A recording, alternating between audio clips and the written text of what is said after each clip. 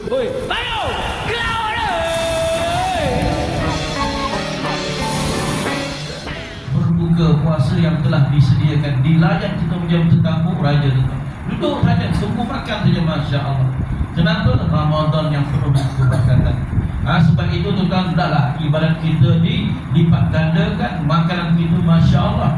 Sebab itulah mereka ini nak bertemu Ramadan baik. Jadi bagaimana cara kita menyambut Ramadan? Kita tahu bahawa bulan ini bukan bulan sembarangan, tetapi tetamu agung yang bawa banyak kebaikan. Macam kita, contoh sebagai solat, tarawih dan sebagainya. Itulah amalan dia yang menyebabkan dia telah mendahului amalan A, si A tadi. Sehingga Nabi kata jarak dia dengan A, jadi jarak dia antara langit dan bumi. Masya Allah. Baru 1 tahun maknanya Ramadan. Sebab itu ulama dia sangat suka kalau umurnya diberi bertemu dengan Ramadan. Sebab itu mereka siang malam berdoa agar dipertemukan Ramadan. Kita pula, ya Allah, muka murah, kita tanya, kenapa muka masam ni? Itulah Ustaz, minggu depan dah Ramadan. Kenapa? Dah tak boleh makan dah Ustaz. Dia sedih pula, Allah fikir makan je lah. Padahal makan setelah bulan Allah bagi. Bukan Ramadan itu tak boleh makan, malah boleh makan. Lebih dahsyat daripada bulan lain. Kenapa saya kata lebih dahsyat? Makanan Ramadan lebih dahsyat. Tak percaya, besok lusa ni tak batal Ramadan dah. Daripada hujung sampai hujung, ya Allah, cerita lah macam mana. Bayangkan Ustaz, dulu saya ada semua benda, perniagaan, rumah semua, isteri, anak, Masya Allah, Alhamdulillah. Setelah dia masuk Islam, bukan setakat itu saja, semua hilang. Isterinya, semua dah, anak-anak dia nak bunuh dia, saudara mara dia, mak ayah dia, semua nak bunuh dia, kawan-kawan habis. Saya nak sebut bahawa mereka rebut peluang yang ada ini. Sama juga orang yang beriman. Mereka beribadat 1 bulan itu seumpama umat lain beribadat selama 84 tahun. Masya Allah. Itu bukan 1 malam, 1 malam. Sebab itu para alim ulama, mereka ni berdoa agar Allah pertemukan mereka dengan Ramadan. Semoga Ramadan ini memberi manfaat yang luar biasa kepada mereka. Jadi kenapa macam tu sekali? Kerana manfaat tadi. Baik, saya nak cerita memandangkan anak-anak kita dalam Islam. Sahabat A dengan sahabat B. Sahabat A ini Masya Allah luar biasa.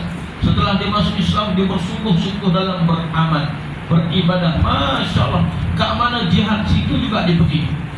Sebab itu kadang-kadang orang yang baru masuk Islam ni, iman mereka lebih mantap daripada iman kita yang Islam sejak daripada perut ibu kita lagi.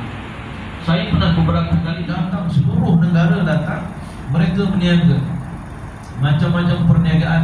Ada yang buat nasi jual, ada yang buat roti canai, ada buat macam-macam. Sebab itu kalau kita pergi haji dulu, jalan tepi kaki juga ada orang jual macam-macam. Kita rasa seronok pula nak, macam duduk dekat Malaysia lah. Sebab dia orang berniaga sebulan tu saja. Ada yang berniaga kambing dan sebagainya lah. Tapi mereka berniaga 1 bulan, makan 1 tahun. Cukup ke? Lebih pada cukup. Kawan saya, dia setahun kerja sekali saja, sebulan tu je musim haji. Untung bersihnya ratusan ribu. Sebab itu contohlah masa kita sihat, berapa banyak kita sebut alhamdulillah. Ini hujan hilang habis, adik-beradik, saudara mara datang nak bunuh dia. Tapi satu yang saya ingat sampai sekarang.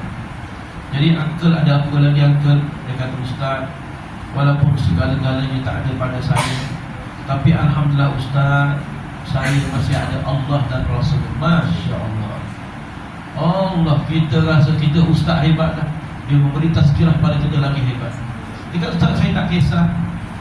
Yang paling disedih, dia kata mak ayah dia. Mak ayah dia tak mengaku dia anak. Kita ni tuan, kebahagiaan kita terletak pada mak ayah kita. Mak ayah kita tak bahagia, kita pun tak bahagia juga. Mak ayah kita seronok dengan kita, insya-Allah hidup kita pun bahagia. Tapi bayangkan dia, mak ayah dia tak mengaku dia anak. Tapi tak perlu Ustaz, saya masih ada Allah. Ini mencintai Allah dan Rasul segala-galanya, itulah iman yang sebenarnya. Dia nak cerita kadang-kadang orang yang beriman, orang yang baru masuk Islam ini, iman mereka mantap. Dan saya masa saya dekat universiti dekat Arab sana, universiti saya ni ada 158 negara. Seluruh dunia ni semua ada kat situ. Sebut saja negara mana. Sampai saya pun tak tahu negara mana. Saya belajar geografi, ada ke negara ni kan? Rupanya ada kat situ. Semuanya lelaki, 20,000 orang kat situ. Jadi saya jumpa seorang kawan daripada Amerika tuan-tuan. Dia ni nama Islamnya Jibril.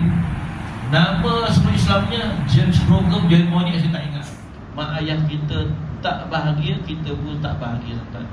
Mak ayah kita seronok kita, insya-Allah hidup kita pun bahagia. Tapi bayangkan dia, mak ayah dia tak mengaku dia anak. Tapi tak apa ustaz, saya masih ada Allah. Ni tuan-tuan, mencintai Allah dan Rasul segala-galanya, itulah iman yang sebenarnya. Ni nak cerita kadang-kadang orang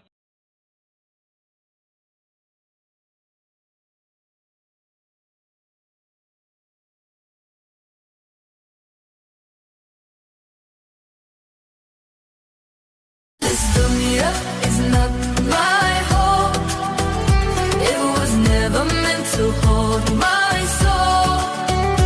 I'm returning back to Allah, where my heart feels whole. This dunya fades, but Allah's gains. Every loss still leads His way. I let go now, I turn back home. I return to Allah.